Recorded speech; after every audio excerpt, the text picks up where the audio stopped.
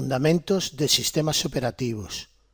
Gestión del procesador por el sistema operativo. En la primera lección de este tema hemos realizado una presentación de los sistemas operativos y hemos resaltado que el objetivo fundamental de estos es la administración y monitorización de los recursos del sistema. De esta forma, este tema lo hemos estructurado incluyendo, además de la lección inicial de introducción, otras 4 lecciones dedicadas a describir cómo el sistema operativo gestiona cada uno de los recursos citados. En consecuencia, la presente lección trata de la gestión del procesador por el sistema operativo. Las cuestiones que vamos a considerar en esta lección son las siguientes. En primer lugar, vamos a ver los conceptos de monoprogramación y multiprogramación. En segundo lugar, voy a describir brevemente la técnica de intercambio de procesos entre memoria principal y disco y viceversa. A continuación, voy a mostrar un diagrama de los cambios de estado de un proceso. Otra cuestión de interés que no vamos a obviar es la definición de una serie de parámetros para medir las prestaciones de un computador en su conjunto, considerando tanto los aspectos del hardware como del software. También voy a referirme a los modos y tipos de procesamiento. Y por último, vamos a presentar distintas estrategias y algoritmos de planificación. En primer lugar, vamos a ver unos conceptos básicos que vamos a utilizar a lo largo de toda esta lección y las siguientes. Un proceso es un programa que ha iniciado su ejecución. Nace en el momento que se inicia su ejecución y muere en el momento que finaliza esta o en que se cancela por algún motivo. Téngase presente que un programa es sencillamente un conjunto de instrucciones almacenadas pasivamente en una unidad de disco o en memoria. Sin embargo, un proceso es ya un programa activo que está realizando las tareas de procesamiento o de tratamiento de la información que indican sus instrucciones. El sistema operativo puede gestionar la ejecución de los procesos en 2 modos. Uno que se denomina monoprogramación y el otro modo se denomina multiprogramación. Y es lo que vamos a ver a continuación. Por otra parte, podemos considerar 2 tipos de procesamiento. Uno que se denomina procesamiento interactivo y otro procesamiento por lotes. En el procesamiento interactivo, el usuario interactúa directamente con el computador, respondiendo casi de forma inmediata, dándole la ilusión de que está trabajando él solo con el computador. Sería el caso, por ejemplo, cuando trabajamos con un navegador de la web. Damos la dirección de una página web y el computador, de forma casi inmediata, nos da la respuesta, dándonos la sensación de que está trabajando solo con nosotros. El procesamiento por lotes es más complejo y lo voy a explicar en la siguiente página. En los grandes computadores o cuando los programas ocupan mucho tiempo de CPU, los trabajos a ejecutar se introducen en disco formando una cola o lote de trabajos, en donde cada uno de ellos espera que le toque su turno de ejecución. El sistema operativo selecciona del lote de trabajos pendientes el o los programas a ejecutar en cada momento. Esto se denomina procesamiento por cola serie o procesamiento por lotes, en inglés batch. La selección del programa a ejecutar se realiza de acuerdo con un esquema de prioridades por un módulo del sistema operativo denominado planificador de trabajos o planificador a largo plazo. En la monoprogramación se ubica en la memoria principal un programa, además del sistema operativo, tal y como se muestra en esta figura. Este rectángulo corresponde a la memoria principal y tenemos por una parte el programa o proceso en ejecución y por otra parte el sistema operativo. El resto de la memoria en principio queda sin ocupar. No se inicia la ejecución de otro programa hasta que finaliza totalmente el que se encuentra en ejecución, independientemente de que haya otros trabajos pendientes de ejecución. Con ayuda de la siguiente figura voy a explicar con más detalle lo que acabo de indicar. Por una parte tenemos en un eje el tiempo y en otro eje los recursos. Los recursos de que disponemos son recursos de entrada y salida, por ejemplo una impresora, una memoria flash USB, una unidad de disco duro, disco magnético. Y por otra parte tenemos la CPU o procesador. En la CPU vamos a considerar por una parte el sistema operativo, que es un proceso más, el proceso 1 y el proceso 2. En primer lugar, se ejecuta un módulo del sistema operativo que carga en memoria principal el proceso 1. Se inicia la ejecución del proceso 1 hasta que llega un momento en que realiza una llamada al sistema operativo para realizar una operación de entrada-salida. El sistema operativo lanza a ejecutar el subprograma correspondiente que atiende esa petición de entrada-salida y se efectúa la entrada-salida, que en este caso vamos a suponer que es la lectura en disco magnético. Mientras se efectúa la lectura en disco magnético, el programa no puede continuar su ejecución. Piénsese que puede ser la lectura de unos datos que se van a utilizar inmediatamente por el programa. Aquí hay un lapso de tiempo en que la CPU está sin utilizar, pendiente de que acabe la lectura del disco. En esta figura he puesto estas barras para indicar que aquí transcurre una gran cantidad de tiempo. Recuérdese que los tiempos de acceso a discos son muchísimo mayores que los tiempos de CPU, por lo cual es imposible poner a escala unos tiempos y otros. Cuando acaba la lectura del disco, se produce otra llamada del sistema operativo y da paso a la continuación del proceso 1, hasta que hay otra llamada del sistema operativo para otra operación de entrada-salida. En este caso, supongamos que el programa tiene unas instrucciones para imprimir unos resultados. Entonces el sistema operativo llama al subprograma que atiende a la impresora y se realiza la impresión. Aquí, mientras se realiza la impresión, también la CPU va a estar sin utilizar. Una vez que ha acabado la impresión, se vuelve a producir una llamada al sistema operativo y el sistema operativo vuelve a dar paso a la ejecución del proceso 1 hasta que éste concluye. Cuando acaba la ejecución del proceso 1, el planificador a largo plazo del sistema operativo consulta la cola de trabajos pendientes de ejecutar y da paso a otro proceso, por ejemplo el proceso 2. Se inicia el proceso 2 y continúa este en forma similar a como hemos visto para el proceso 1. Las funciones que el sistema operativo realiza en la gestión de la monoprogramación son muy diversas. Siempre que un programa tiene una operación de entrada-salida, como acabamos de ver, hace una llamada al sistema operativo, encargándose este de generar las instrucciones máquina concretas de la entrada-salida. Al finalizar una operación de entrada-salida, se genera una interrupción que provoca otra llamada al sistema operativo y continúa por parte de la CPU la ejecución del proceso. Un proceso en ejecución se dice que está activo. Mientras se efectúa la operación de entrada-salida, el proceso queda bloqueado, ya que la CPU no puede continuar la ejecución del proceso hasta que acabe completamente la operación de entrada-salida. Al acabar la ejecución de un proceso, el planificador a largo plazo selecciona un programa de la cola de dotes de trabajo, lo carga en la memoria principal e inicia su ejecución. La monoprogramación tiene serios inconvenientes como los siguientes. La memoria casi siempre queda parcialmente ocupada, ya que cabrían más procesos en ella. Como he comentado anteriormente y pueden ver en la figura, se van cargando en la memoria principal los procesos uno a uno a pesar de que puedan caber más. En definitiva, se desaprovecha la memoria principal. Por otra parte, siempre que hay una operación de entrada-salida, la CPU no se utiliza. Estos tiempos suelen ser mucho mayores, del orden de 7 u 8 órdenes de magnitud, que los tiempos de la CPU, es decir, que el procesador se desaprovecha considerablemente.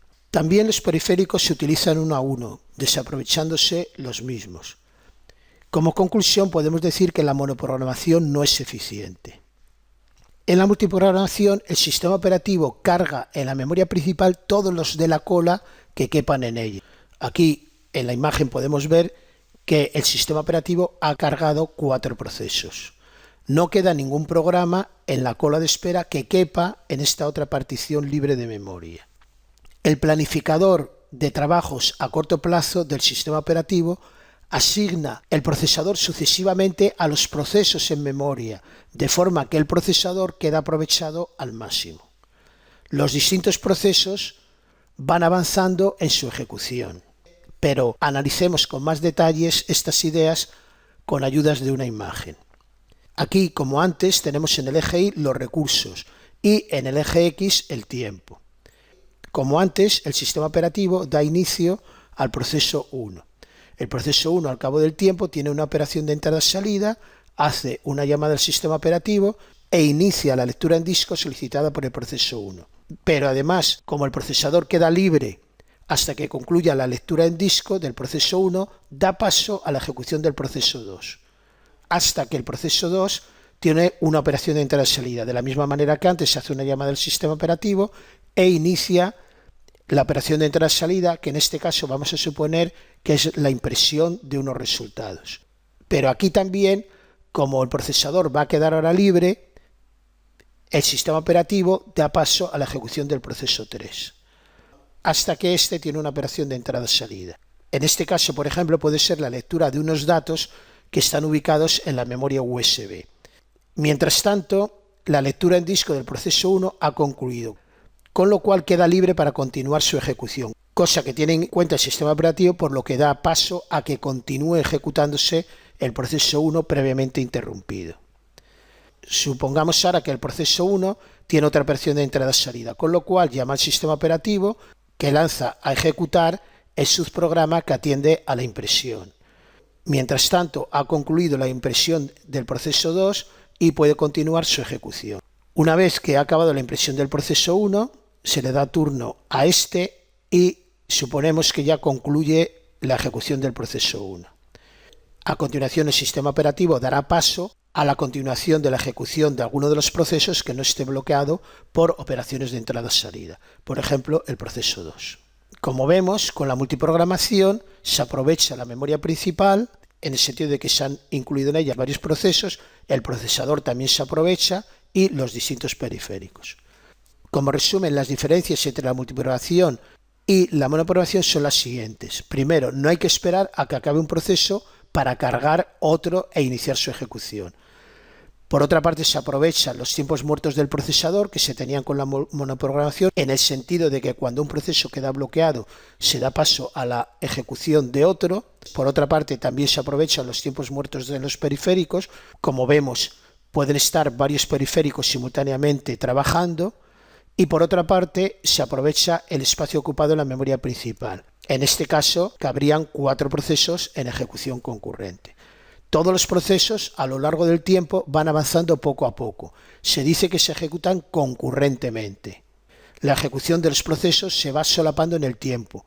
Al usuario le parece que todo avanza simultáneamente, cosa que realmente no es posible, ya que solo hay un procesador y en un instante de tiempo solo puede estar ejecutándose un proceso. La multiprogramación que acabo de explicar la podríamos denominar multiprogramación clásica. En ella se pasa a ejecutar otro proceso cuando se bloquea el que está en ejecución. Se dice que el sistema operativo es no apropiativo, ya que éste no puede dar paso a la ejecución de otro programa hasta que se bloquea el que está en ejecución. Y con este sistema puede haber procesos que se denominan usureros. Estos procesos son aquellos que tienen grandes tiempos de CPU ininterrumpidos, de tal manera que solo avanzan ellos. Recuérdese que en ese tipo de multiprogramación, como acabo de comentar, hasta que el proceso no se bloquea, no puede lanzarse a ejecutar otros procesos. Hay, sin embargo, otros sistemas de multiprogramación más evolucionados. En ellos, el sistema operativo puede interrumpir la ejecución de un proceso.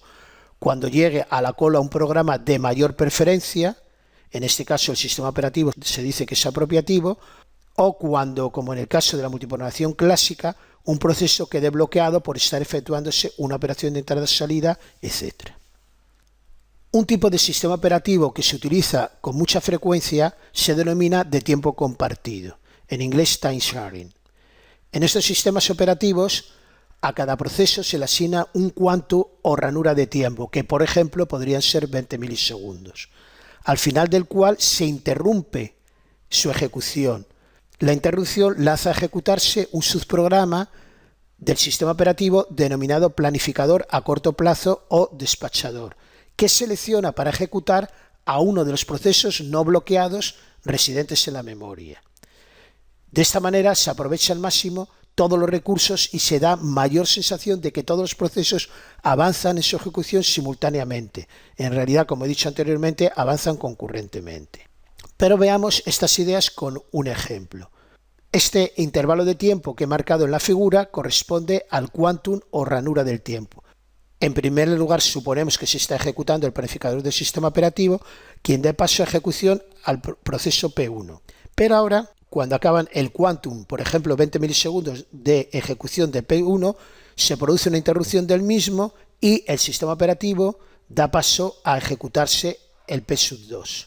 Una vez que el proceso P2 ha consumido su ranura de tiempo, otra vez el sistema operativo lo interrumpe y da paso a ejecutarse el proceso P3. Cuando acaba su quantum de tiempo, otra vez se interrumpe, en este caso el P3, y se da paso a ejecutar el proceso P4. Y así sucesivamente. El sistema operativo ahora interrumpe el P4 y da paso a la continuación del proceso P1. Y de esta manera, poco a poco, se van ejecutando los distintos procesos. Hay que tener en cuenta que el sistema operativo no da turno de ejecución a los procesos que queden bloqueados, de tal manera que en este caso, en lugar de dar el turno al P1, da el turno a P2 hasta que concluye su ranura de tiempo o quede bloqueado, como es el caso. Y a continuación, como el proceso P1 y P2 están bloqueados, pasaría a utilizarse el procesador solo por los procesos P3 y P4, como vemos en la figura. Cuando se interrumpe un proceso para ejecutar otro, hay que realizar lo que se denomina un cambio de contexto. El sistema operativo por cada proceso mantiene en la memoria principal y eventualmente también en disco un bloque de control de procesos o BCP, que contiene información tal como identificadores del proceso y del usuario, copia de los contenidos de la CPU y estado, privilegios o prioridad del proceso. En definitiva, en la unidad de procesamiento está el proceso y el bloque de control de procesos, que contiene información exhaustiva sobre el proceso, se mantiene en la memoria principal. Para interrumpir la ejecución de un proceso con objeto de pasar a ejecutar otro, el sistema operativo debe efectuar un cambio de contexto. Este consiste en salvar en el bloque de control de procesos los contenidos de los registros del procesador, incluyendo la palabra de estado, puntero de pila y contador del programa del proceso que se interrumpe, y a continuación restaura en el procesador los valores anteriores correspondientes al proceso que va a continuar su ejecución. Esto lo hace desde el bloque de control de procesos correspondiente. Los cambios de contextos hay que realizarlos debido a que al cambiar de proceso, los valores en los distintos registros van a ser cambiados por el nuevo proceso que se introduce. Y entonces, al continuar la ejecución del proceso interrumpido, encontraría los contenidos del procesador cambiados con respecto a cómo él los dejó. Por esto, con el cambio de contexto se garantiza que cuando se restaura la ejecución de un proceso, este va a encontrar los mismos contenidos en el procesador que había en el momento que se interrumpió. Un proceso, durante su ejecución, pasa por distintos estados, algunos de los cuales ya hemos visto y que vamos a resumir a continuación. Por una parte, podemos considerar un estado que llamamos non nato. Sería un proceso, en realidad un programa, cuando está en la cola de espera en disco, pendiente de iniciar su ejecución. Por otra parte, tenemos los procesos preparados, que son aquellos que están en memoria no bloqueados y que pueden continuar su ejecución. Y un proceso activo, recordemos que es el que está en ejecución en ese momento. Un proceso bloqueado es aquel que está pendiente de concluir una operación de entrada-salida y que por tanto no puede continuar su ejecución. Un proceso se dice que está en estado concluido cuando ha finalizado su ejecución. Recordemos que el planificador de trabajos es el subprograma del sistema operativo que selecciona de la cola de lotes de trabajos aquel que ha de entrar a ejecución, pasándolo a estado preparado. Por otra parte, el distribuidor del sistema operativo selecciona entre los trabajos preparados aquellos que pasan a activo. Un proceso activo puede ser interrumpido y pasar a la situación de preparado por haber acabado, por ejemplo, su quantum de tiempo o por haber llegado otro proceso de mayor prioridad. Un proceso puede ser interrumpido del estado de activo a bloqueado por tener una operación de entrada-salida. Cuando concluye la operación de entrada-salida, pasará a estado de preparado, ya que puede continuar su ejecución. Si acaba un trabajo o se cancela o hay un error, puede pasar al estado de concluido, y el paso a concluido por cancelación o error también puede producirse desde los estados de bloqueado y de preparado. El sistema operativo UNIX introdujo el concepto de hebra, que incluyen los sistemas operativos modernos. Un proceso puede descomponerse en tareas, denominadas hebras o procesos ligeros, diferentes e independientes, que se pueden separar y ejecutar en el tiempo concurrentemente, es decir, en paralelo con otros procesos o hebras, incluso del propio proceso. Cada hebra tiene su estado, prioridad, privilegios y bloque control de proceso. Ejemplos. En la interfaz de órdenes del Windows, cada ventana de carpeta lleva asociada una hebra independiente de ejecución, de forma tal que puede estar haciéndose concurrentemente dos copias de ficheros en ventanas diferentes. Otro ejemplo es un procesador de texto, el Word por ejemplo.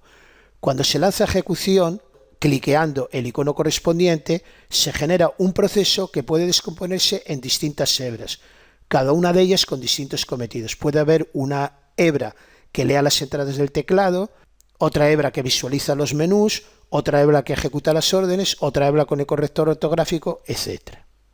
Vamos a ver a continuación el concepto de intercambio entre memoria principal y disco, técnica que en inglés se conoce con el nombre de swapping.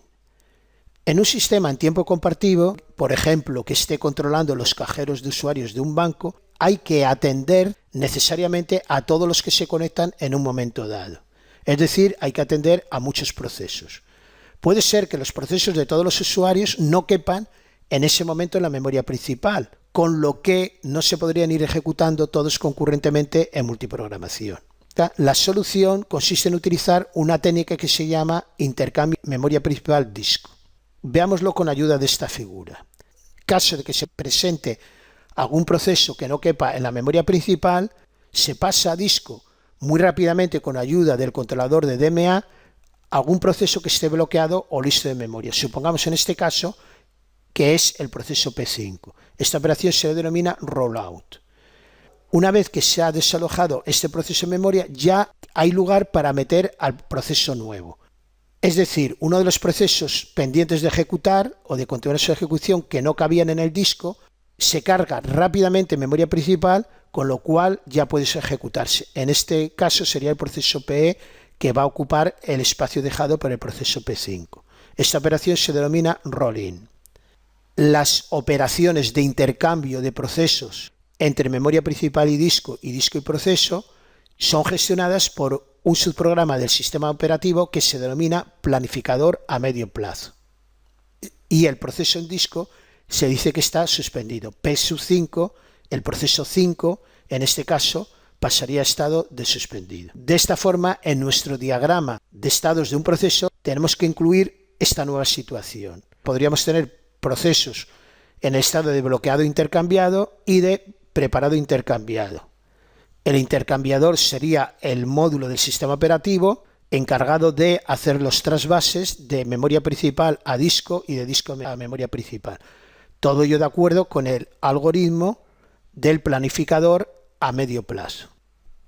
A continuación, vamos a definir una serie de medidas básicas de las prestaciones de un computador teniendo en cuenta la eficiencia de su sistema operativo.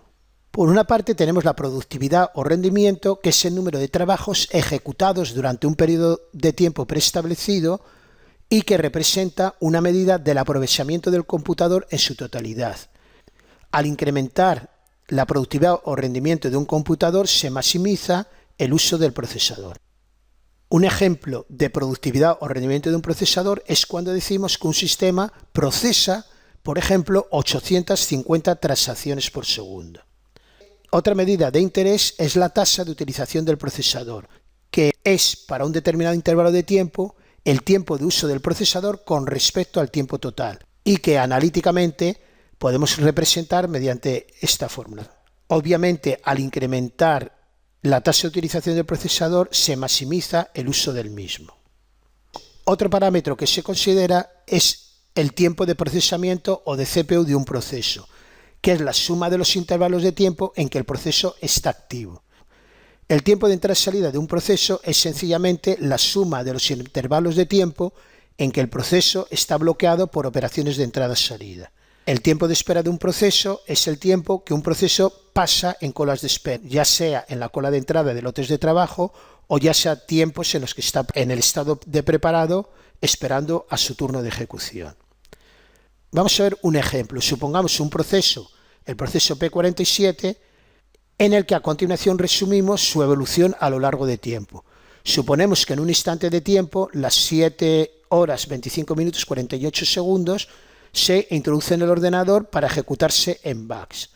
Vamos a suponer que está 3 horas 6 minutos 12 segundos esperando en la cola a que se inicie su ejecución.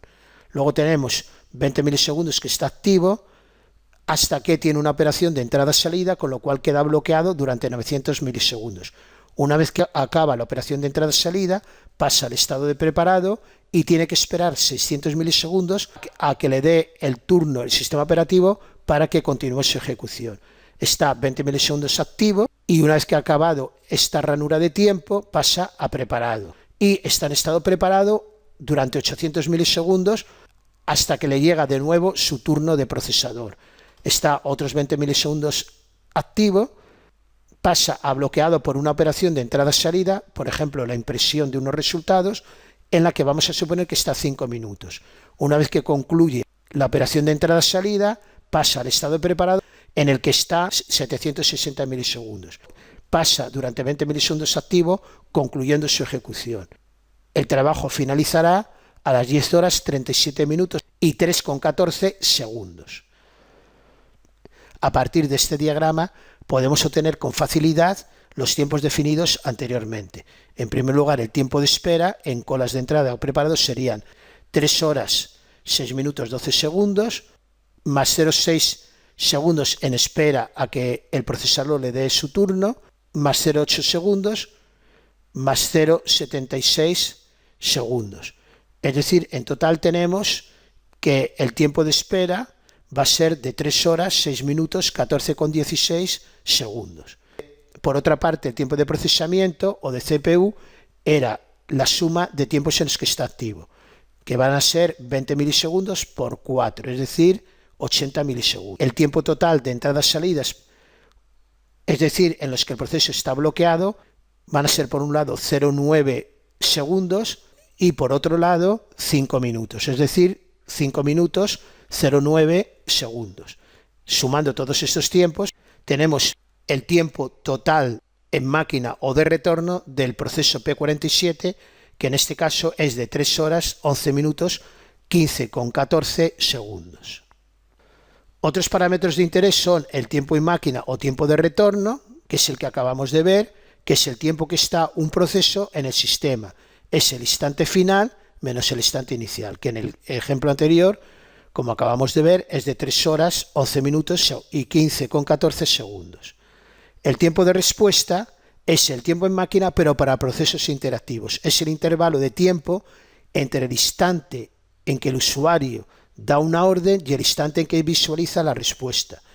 Por ejemplo, si estamos trabajando con un navegador, sería el intervalo de tiempo que transcurre desde que nosotros damos la dirección de una página web y pulsamos la tecla Enter hasta el instante que nos aparece la página completa en la pantalla, e indica el retardo experimentado.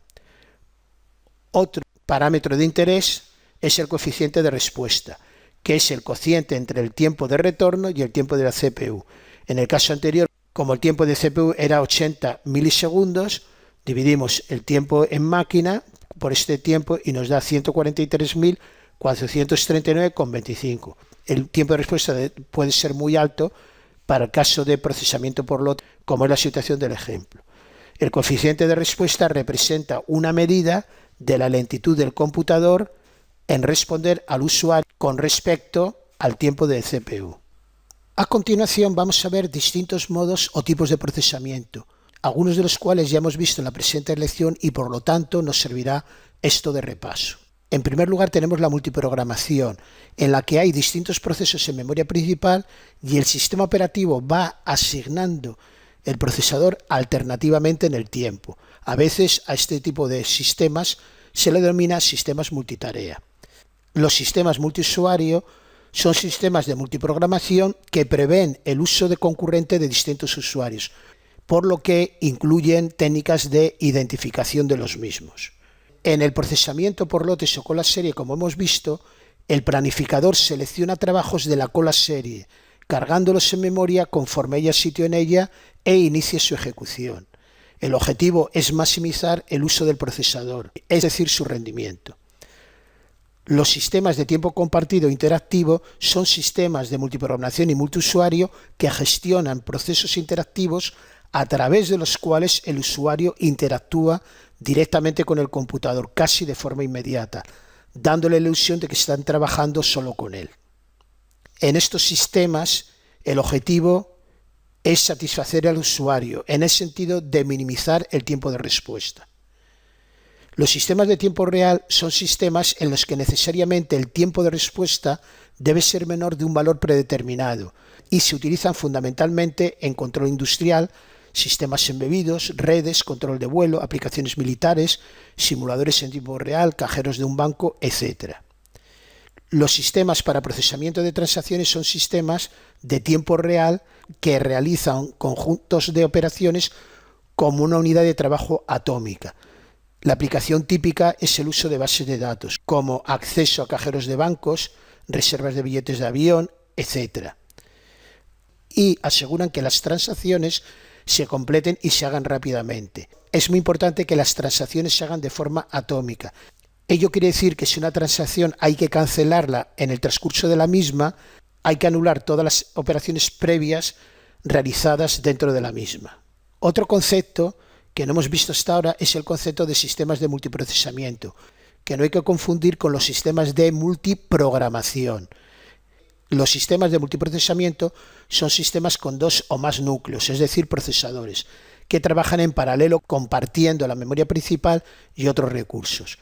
Cada procesador puede ejecutar un proceso o una hebra diferente. Básicamente hay dos tipos de sistemas de multiprocesamiento, unos que se denominan de multiprocesamiento asimétrico, en los que un procesador controla el resto. Como pueden ver en la figura, aquí el procesador o núcleo CPU 0 controla el funcionamiento de la CPU 1, CPU 2, CPU 3 y CPU 4. Y por otra parte hay multiprocesamiento simétrico en el que todos los procesadores son iguales, no predominando unos sobre los demás. Hasta ahora, sobre planificación de procesos, hemos visto que estos son módulos del sistema operativo que implementan un algoritmo determinado de planificación. A lo largo de la lección hemos citado tres tipos de planificadores. Uno de ellos son los planificadores a largo plazo o planificadores de trabajo, que son los que seleccionan de la cola de procesamiento por lotes los programas que deben iniciar su ejecución. Por otra parte, tenemos los planificadores de medio plazo intercambiador, que seleccionan los procesos que hay que trasvasar a disco, es decir, suspender, y cuáles de los suspendidos hay que recuperar en la memoria principal para continuar su ejecución. Y por último, tenemos los planificadores a corto plazo o distribuidores, que seleccionan entre los procesos preparados el siguiente a ejecutar. Hay distintas estrategias de asignación del procesador a los procesos. En la estrategia no apropiativa, como hemos visto, el sistema operativo no puede dar el turno a otro proceso a no ser que el que está en ejecución termine o se bloquee por una operación de entrada-salida o por solicitud de algún otro servicio, o que sea el propio proceso el que ceda el procesador a otro, en cuyo caso tenemos un tipo de multiprogramación que se denomina cooperativa. Por otra parte, tenemos la estrategia apropiativa, en la que el sistema operativo puede interrumpir en cualquier momento al proceso activo, pasándolo a preparado, para dar el turno a otro según un algoritmo de planificación. Aquí tenemos, por ejemplo, el caso de turno rotatorio, en el que a cada proceso en ejecución concurrente se le asignaba un determinado tiempo, terminado el cual se le interrumpía para dar paso a otro, o también tenemos los algoritmos de derecho preferente, según el cual se puede interrumpir cualquier proceso cuando aparece otro de mayor prioridad. Otra cuestión interesante a analizar son los momentos en los que el sistema operativo puede tomar una decisión de planificación de procesos. Estos puede ser el instante en que un proceso se bloquee en espera de un nuevo evento, después de realizar una llamada al sistema para una operación de entrada-salida, por ejemplo, o bien cuando se produce una interrupción, bien sea una interrupción de reloj, en el caso de turno rotatorio, o una interrupción provocada por la conclusión de una operación de entrada-salida. Otro tercer momento en el que se puede tomar una decisión de planificación es cuando llega un proceso nuevo y, por último, cuando concluye alguno de los procesos en ejecución concurrente. Dependiendo del sistema operativo de que se trate, los momentos de decisión pueden ser unos u otros. Existen distintos algoritmos básicos de planificación de la CPU. Así, por ejemplo, tenemos primero en llegar, primero en servir, o FC-FS, primero el proceso más corto, o SPN, turno rotatorio o cíclico, derecho preferente, es decir, por prioridades, menor tiempo restante o SRTF y mayor coeficiente de respuesta o HRRN. Aunque la denominación de algunos de estos algoritmos describe claramente en qué consisten, a continuación voy a pasar a analizarlos brevemente. El algoritmo de primero en llegar, primero en servir consiste en lanzar a ejecutar los procesos de acuerdo con el instante en que llegan al computador. El algoritmo de primero el proceso más corto o SPN consiste en atender primero los que tienen menos tiempo de CPU, los más cortos. Este algoritmo, al igual que algún otro, presupone que se conoce de antemano la duración de cada trabajo. Esto ocurre con frecuencia en muchos sistemas. Existe la posibilidad de inanición, que se produce si continuamente llegan trabajos cortos, en cuyo caso los trabajos largos nunca llegan a ejecutarse. El algoritmo de turno rotatorio que ya hemos descrito con anterioridad, o algoritmo cíclico, lo que hace es mantener una cola con los procesos preparados para ser ejecutados o continuar su ejecución. Un proceso recibe el procesador durante una fracción o ranura de tiempo. Este tipo de algoritmos son apropiativos. Un proceso regresa a la cola de preparados cuando expira su ranura de tiempo o cuando concluye el evento que lo llevó a la cola de bloqueados. Un proceso pasa a la cola de bloqueados cuando pasa a esperar que se efectúe un evento determinado, como puede ser una operación de entrada-salida. A veces se asigna una prioridad a cada proceso, bajándose esta cada vez que se le da el turno. Este tipo de planificación se dice que tiene realimentación. Hay que tener en cuenta que cada cambio de contexto genera retraso. Lo habitual es que cada cambio de contexto consuma un quantum o ranura de tiempo. En los algoritmos de derecho preferente, cada proceso tiene una prioridad asignada y se seleccionan primero los procesos más prioritarios. Hay distintas alternativas: tener prioridades fijas, lo cual puede producir un problema de inanición, como anteriormente hemos visto, y la solución al mismo consiste en establecer algún mecanismo de envejecimiento, como puede ser bajar la prioridad de cada proceso cada vez que se le dé el turno. Una acción que se suele utilizar con gran frecuencia es ejecutar primero el proceso de mayor prioridad completamente y no interrumpirlo hasta que finalice, se bloquee o llegue otro de mayor prioridad. Esto es muy utilizado en sistemas de tiempo real. Piénsese, por ejemplo, el caso de un coche en el que tuviese un único procesador para controlar distintas tareas, como puede ser el climatizador, el navegador, el antibloqueo de frenos y el disparo de la bolsa de aire o airbag. Aquí claramente tendríamos que establecer un esquema de prioridades consistente en la mayor prioridad el disparo de la bolsa de aire, en segundo lugar el antibloqueo de frenos, en tercer lugar el navegador y el cuarto el climatizador. Dada la naturaleza de estas tareas, es claro que hay que establecer este esquema de prioridades. En el algoritmo de menor tiempo restante, el distribuidor da prioridad al proceso que le quede menos tiempo para concluir. Obsérvese que es muy similar al algoritmo de primero el proceso más corto. Lo que ocurre que aquí, en lugar de dar mayor prioridad a los procesos que tienen un tiempo de CPU total más corto, se les da a aquellos que les resta menos de tiempo de CPU para finalizar. En el algoritmo de mayor coeficiente de respuesta se da mayor prioridad al proceso que tenga previsto mayor coeficiente de respuesta. Recuérdese que el coeficiente de respuesta es el cociente entre el tiempo total de respuesta dividido por el tiempo de CPU. Como resumen y conclusiones, podemos decir que en esta lección dedicada a la gestión del procesador hemos visto los conceptos de monoprogramación y multiprogramación, la técnica de intercambio entre memoria principal y disco y viceversa, los estados de un proceso. Hemos descrito una serie de parámetros para medir las prestaciones de un computador en su conjunto. A continuación hemos descrito distintos modos y tipos de procesamiento. Y por último hemos concluido estableciendo distintas estrategias y algoritmos de planificación. En definitiva, esta lección la hemos dedicado a analizar cómo el sistema operativo administra o gestiona el procesador. En las próximas lecciones analizaremos la gestión de la memoria por el sistema operativo, la gestión de entradas-salidas y la gestión de archivos. Y con esto concluyo esta lección que espero haya sido de su interés. Muchas gracias.